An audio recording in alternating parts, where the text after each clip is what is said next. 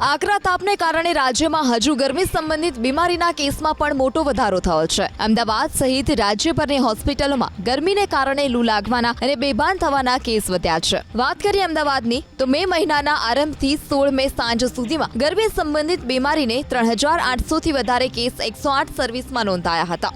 જેમાં પેટમાં દુખાવાને લગતા 2524, હાઈ ફીવરના 464, સર્વાઇલ હેડેકના 109 તો મૂર્છિત થવાના 771 કેસનો સમાવેશ થાય છે. જેમાં મનપા સંચાલિત હોસ્પિટલમાં અત્યાર સુધીમાં 189 દર્દીઓને સારવાર આપવામાં આવી છે.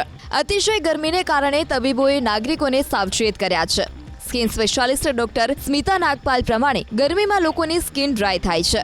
ફંગલ જેવા ડિસીઝમાં વધારો થાય છે, જેથી સ્કિન ડિસીઝથી બચવા જીન્સના વસ્ત્રો ન પહેરવા જોઈએ. શક્ય હોય ત્યાં સુધી કોટનના જ વસ્ત્રો પહેરવા, તો વધુ પ્રમાણમાં પાણી પીવું, છાશ કે અન્ય પ્રવાહીનું સેવન કરવું, નાના બાળકો, વૃદ્ધો અને સગર્ભા મહિલાઓનું ધ્યાન રાખવું.